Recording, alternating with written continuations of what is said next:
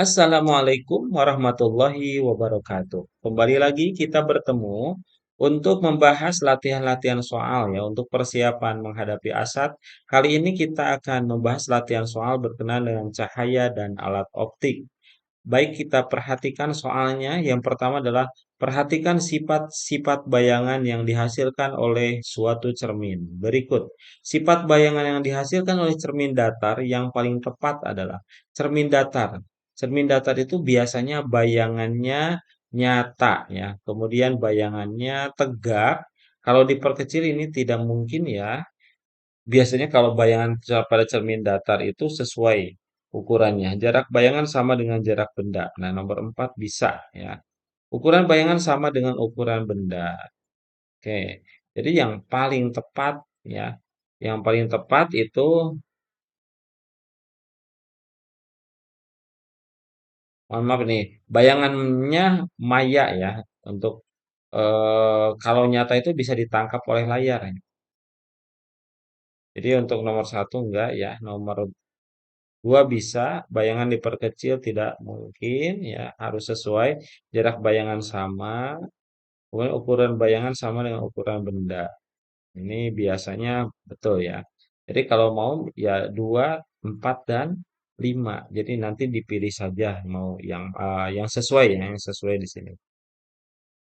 Baik, kita lanjutkan. Gambar berikut menunjukkan pembentukan bayangan jika benda diletakkan 6 cm di depan cermin cekung. Jika benda kemudian digeser dari posisi semula 1 cm, artinya dioperkan ya, menjauh dari cermin, maka jarak bayangan cermin adalah, nah kita perhatikan, nah setelah digeser itu ya 1 cm, nanti kita lihat perubahannya. Rumusnya, ingat-ingat ini rumusnya, 1/F sama dengan 1/S ditambah 1/S aksen. 1/F sama dengan 1/6 ditambah 1/12. Ingat ya ini ya, diketahuinya. Kemudian selanjutnya 1/F sama dengan 2/12. Dari mana 2? Nah, ini kita menyamakan penyebut dulu ya, menyamakan penyebut. Jadi ini kan angkanya 12 ya. Kemudian ini angkanya 6 ya. Angkanya 12, angkanya 6.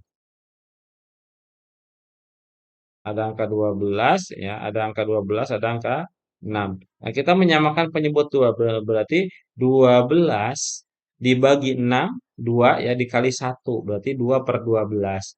Kemudian 12 dibagi 12 dikali 1, berarti 1/12. Artinya 1/F sama dengan 1/4 ya, 1/4. Jadi F-nya adalah 4 dibagi 1, 4 cm. Nah, dengan 4 cm ini ya, dengan 4 cm dan S-nya adalah 7 cm, berarti 1/F ya, 1/4 sama dengan 1/7 ditambah 1/S aksen. 1/4 karena F-nya udah ditemukan sama dengan 1/4 dikurangi 1/7 sama dengan 1/S aksen. Maka hasilnya adalah 7/28. Ini disamakan dulu penyebutnya. Yang bisa dibagi 4, yang bisa dibagi dengan 7. Ya. Atau kita kalikan aja 4 kali 7 ya, 28. Dikurangi 4/28 sama dengan 1/S aksen. Jadi 3/28 sama dengan 1/S aksen. Dan hasilnya adalah 3S aksen ini dikali silang ya. 3S aksen sama dengan 28. S aksen sama dengan 28 dibagi 3, hasilnya adalah 9,33 cm. Ingat ya, hasilnya itu adalah 9,33 cm. Agak panjang ya, tapi perhatikan ya. Selanjutnya, sebuah benda berada di depan lensa cembung seperti pada gambar. Jika jarak fokus lensa 20 cm akan dihasilkan bayangan benda dengan perbesaran berapa? Nah, kita amati di sini gunakan rumus lensa tipis ya, 1/F sama dengan 1/S ditambah 1/S aksen.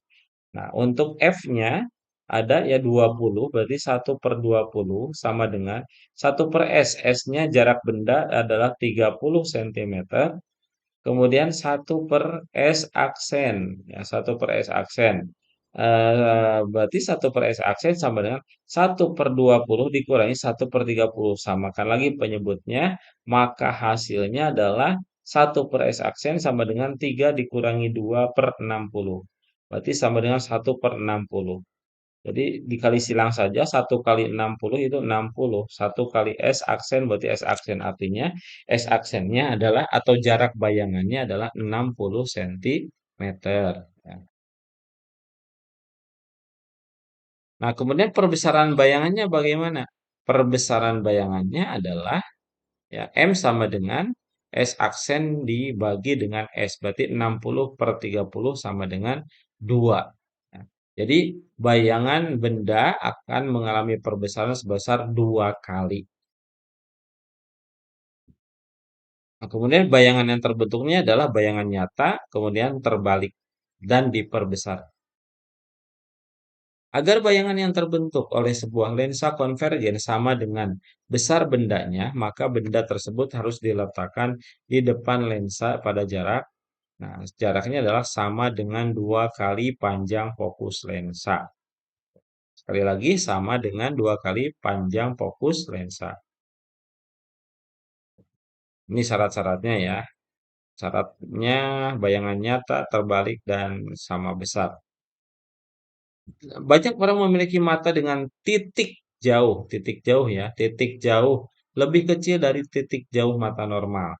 Dan titik dekat lebih besar dari titik dekat mata normal. Kelemahan itu terjadi bukan karena cacat atau kerusakan mata, melainkan karena daya akomodasi mata yang sudah lemah. Mata seperti itu disebut dengan presbiopi, ya namanya presbiopi. Selanjutnya, jenis cacat mata dan kacamata apakah yang dapat menolong penderita cacat mata tersebut? Ya, ini seperti ini gambarnya ya. Maka jenisnya itu adalah cacat matanya rabun jauh dan lensa yang dapat digunakan adalah lensa cekung. Ya. Sekali lagi, penyakitnya adalah rabun jauh, lensa yang digunakan untuk menolongnya adalah lensa cekung. Fenomena optik yang dimanfaatkan sebagai prinsip dasar kerja periskop adalah pemantulan cahaya. Untuk periskop itu pemantulan cahaya. Jadi periskop ini bekerja dengan menggunakan dua cermin datar yang dipasang miring ya 45 derajat untuk memantulkan cahaya dari objek ke mata pengamat. Cahaya dari objek dipantulkan oleh cermin atas ke cermin bawah, lalu ke mata pengamat. Jadi, prinsip yang digunakannya adalah pemantulan cahaya. Benda diamati dengan lup jika pengamatan melakukan kegiatan dengan mata tak berakomodasi, maka letak benda yang sesuai adalah, kita perhatikan di sini ada benda, ada lup ya. Nah, saat mata tidak berakomodasi, bayangan harus jatuh di tak hingga agar mata dapat melihat tanpa usaha fokus. Hal ini terjadi bila benda diletakkan tepat di titik fokus lensa cembung. Jadi, diletakkannya tepat di titik fokus lensa cembung. Dan bayangan yang terbentuk adalah maya, tegak, dan diperbesar. Jadi, meletakkannya di titik tepat ya, harus tepat di titik fokus lensa cembung. Sifat bayangan yang terbentuk pada film di dalam kamera adalah nyata, terbalik, diperkecil. Jadi pada kamera itu hampir sama ya dengan yang diterima oleh retina mata ya. Jadi nyata, terbalik, dan diperkecil. Saat menggunakan mikroskop yang berfokus objektif 20 cm dan fokus okuler 25 cm, benda diletakkan 10 cm di depan lensa objektifnya. Jika perbesaran lensa objektif sebuah mikroskop 2 kali dan pengamatan dilakukan dengan akomodasi, maka perbesaran mikroskop adalah berapa? Nah, kita lihat di sini untuk diketahuinya ada fokus lensanya, fokus lensa okuler, jarak benda ke lensa, pengamatan dilakukan, perbesaran objek, perbesaran mikroskop total M. Baik, langkahnya langkah satu perbesaran lensa okuler dengan akomodasi maksimum. Rumusnya ME sama dengan 1 ditambah SN per FE. Nah, kita lihat di sini SN-nya adalah 25 cm titik dekat mata ya. Untuk Fe-nya fokusnya itu adalah 25 cm.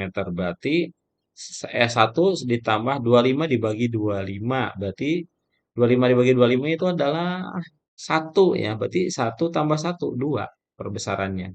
Perbesaran mikroskop total M sama dengan M0 ditambah ME.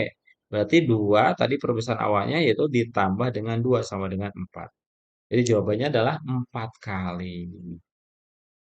Oke, itu saja ya untuk pertemuan pembahasan latihan soal-soal yang berhubungan dengan cahaya dan optik.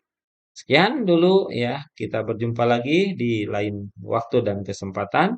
Wassalamualaikum warahmatullahi wabarakatuh.